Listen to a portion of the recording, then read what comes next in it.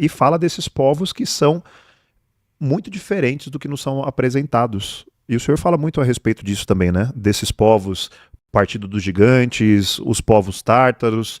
Como que você deu o seu início de pesquisa a respeito disso?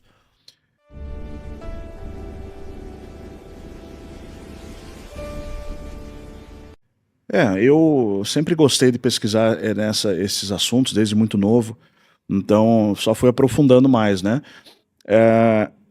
Bom, a Bíblia ela fala, né, que quando os espias são enviados ali para a Terra Prometida, em duas ocasiões, por Moisés e por Josué, né, a gente vai ter ali que os caras eram grandes pra caramba, eles eram como gafanhotos aos olhos dos gigantes que lá habitavam, né?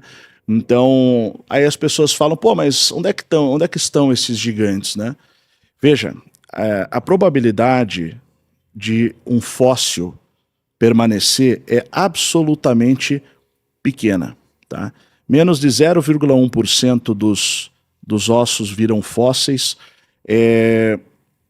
A chance de um fóssil desses permanecer inteira é da ordem de 1 para alguns milhões, não tenho o número exato, mas tem artigos sobre isso. Mostrei inclusive isso em live ontem até. Eles acharam um fóssil de uma preguiça gigante. Pô, bicho preguiça é desse tamanho. Acharam uma preguiça gigante lá na Argentina que acho que dava o tamanho de nós três juntos, assim mais ou menos. Era grande a bichona mesmo. Era grande, era de mais 2,5 metros de comprimento, mas grandona, né, com garras grandes. Então, todo ser era gigante. A borboleta era gigante, a aranha era gigante, a mosca tinha uma mosca maior. Os fósseis que se encontra do inseto, o bicho era desse tamanho. É a ilha do King Kong. Só a gente que não. Mas a gente não veio da evolução, segundo a ciência moderna? A ciência não fala que a gente evoluiu de um ancestral em comum? Por que só a gente não tem um ancestral gigante, se os outros animais têm? O tigre tinha o tigre de dente de sabre, que era maior. Os elefantes eram maiores. Os répteis, então, nem se fala, né? Os lagartos terríveis, os dinossauros, ou dragões também eram chamados assim. Então, bom, só a gente, aliás, então, assim, alguma coisa aconteceu. Então a gente apareceu de algum lugar, né? Ou então a gente foi criado por Deus desse tamanho, né? Mas assim, o fato é que existem inúmeros achados arqueológicos de gigantes e relatos de pessoas muito conhecidas, como o próprio Fernão de Magalhães, lá que descobriu o Estreito, alguns cartógrafos, pesquisadores que foram lá na Patagônia, se depararam com homens de 3,5 metros de altura. Nos Estados Unidos é repleto de relatos, fora os gigantes que... Conta pra gente um pouco desses relatos aí. Existem algumas tribos que eram gigantes ruivos, chamados gigantes ruivos nos Estados Unidos, e pessoas que entravam em contato com eles, né, escreveram, eles apareciam em jornais na época, em artigos nos jornais. Qual foi a época? Até o final do século XIX, tá? Antes do século XX. Acho que até no início do século XX ainda tinha alguma coisa de ossadas encontradas. Porque se for uma coisa recente, você não precisa de um fóssil. Você encontra uma ossada. O osso, dependendo ali, ficou numa caverna, ele é preservado. Então tem diversos casos onde encontraram... Existe um mapa, tá? A gente pode colocar aqui, onde ele tem os pontos dos Estados Unidos, pega todo o território, basicamente, onde houve avistamento de ossadas de gigantes ou de gigantes. O problema é que os Estados Unidos ele tem uma instituição em Washington chamada Instituição Smithsoniana. E são eles, basicamente, que determinam em termos de história e arqueologia, o que é oficial. É o museu que determina o que é verdade e o que não é. E assim, os caras são muito desonestos, na verdade. Eles escondem muita coisa. Então, por exemplo, foram eles que disseram... Foi um antropólogo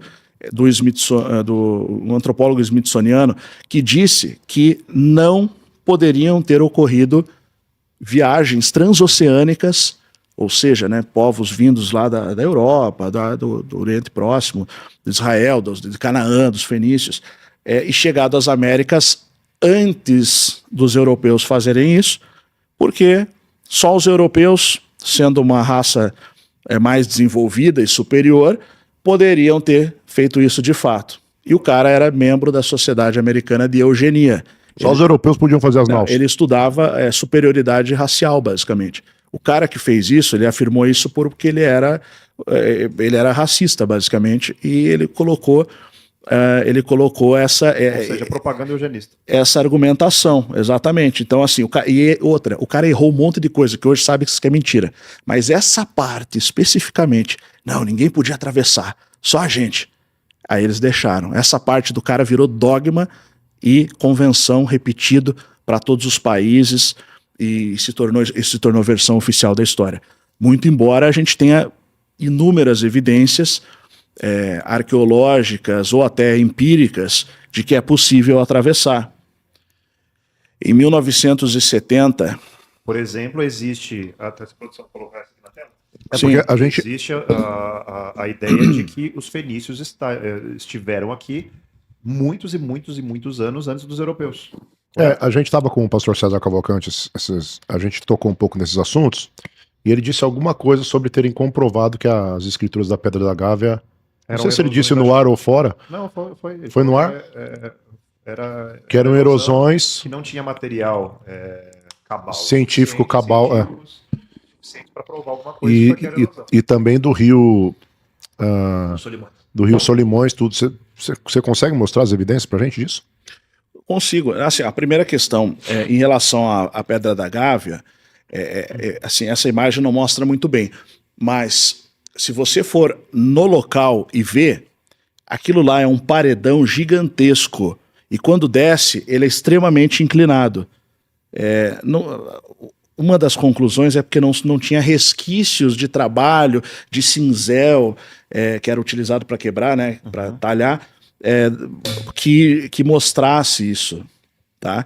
Eu fiz um debate por live, né, não um debate pessoalmente, em relação a um canal de história que trouxe essas mesmas alegações.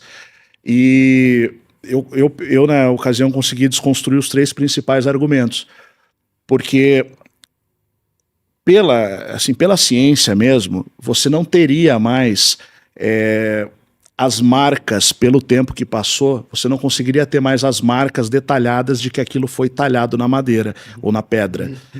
Você não tem como encontrar objetos embaixo, porque primeiro passou muito tempo, segundo que é extremamente inclinado, é uma região extremamente úmida, que chove muito e é na beira do mar. A quantidade de detritos que vão se acumulando ali vão confundir.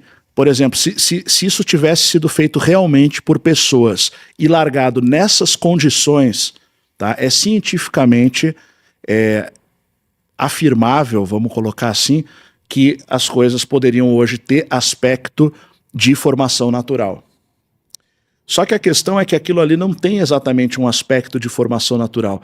Você não tem essas pedras, você não tem outras pedras que têm essa formação lá, que é justamente aquela que tem um rosto nítido visto de longe. Isso não é uma coisa comum que você encontra em morros por aí, tá entendendo? Então, e aí quando você pega um um fenício arcaico, um paleo-hebraico, um fenício arcaico, que eram muito parecidos, como você vê a inscrição ali do Bernardo de Azevedo da Silva Ramos, que foi quem fez essa tradução, você vê ali basicamente as inscrições.